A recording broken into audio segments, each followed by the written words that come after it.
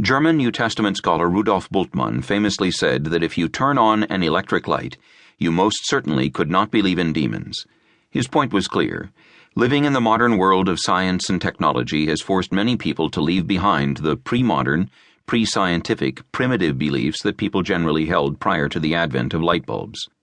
Under this kind of liberal and intellectual influence, it became increasingly popular for biblical scholars to assert that the fourfold principalities, powers, rulers of the darkness, and spiritual hosts of wickedness in Ephesians 6:12 describe the evils that exist within socioeconomic political structures rather than real demonic spiritual enemies in the world.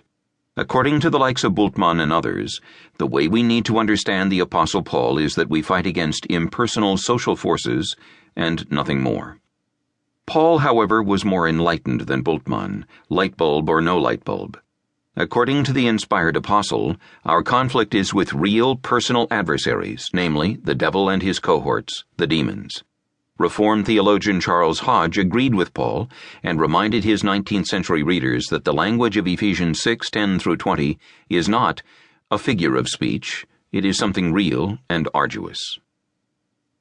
Warfare Review.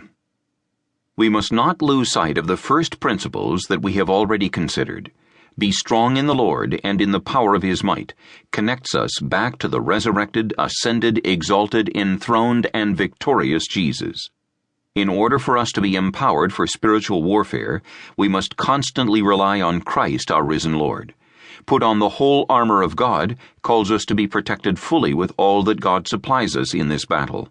The purpose is so that we can stand and fully resist the wiles of the devil.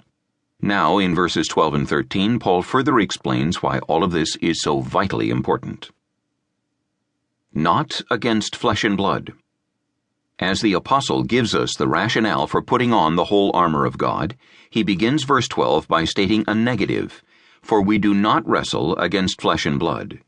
Here Paul presses upon us the main reason that we must make good use of God-provided armor. We must do this because of the supernatural, crafty nature of our conflict. He is not trying to scare us, but rather to sober us up to the hostile battle at hand. As Christians, we could tend to forget about this battle. The world's pleasures or worries can numb us. Perhaps we have accepted the world's mantra that things are getting better and evil is being removed and have therefore fallen under the delusion that there is no serious threat before us. We might become inactive in this fight, believing that spiritual warfare is a thing of the past. Here is where we must be especially on guard, because such thinking will inevitably lead us into great trouble. We must never forget that our fight is real. The word wrestle in the verse is key, as it defines the essence of our battle with our invisible opponents. Paul uses it figuratively to describe our struggle with evil forces. We might be surprised that he has used an athletic image in this passage rather than a military term.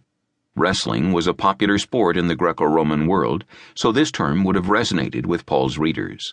The apostle uses it to illustrate that in spiritual warfare we are in close-quarter combat, as with literal wrestling.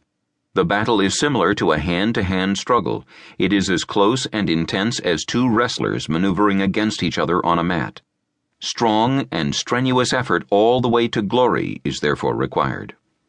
This image is contrary to how some popular preachers portray the Christian life. It is not always a walk in the park. While for Christians this life is the best possible on this side of glory, they nonetheless have actual enemies who would love nothing more than to immobilize and defeat them. Christians are engaged in a holy war, a life and death spiritual battle. This war does not take place on a literal battlefield or in the streets during some popular uprising.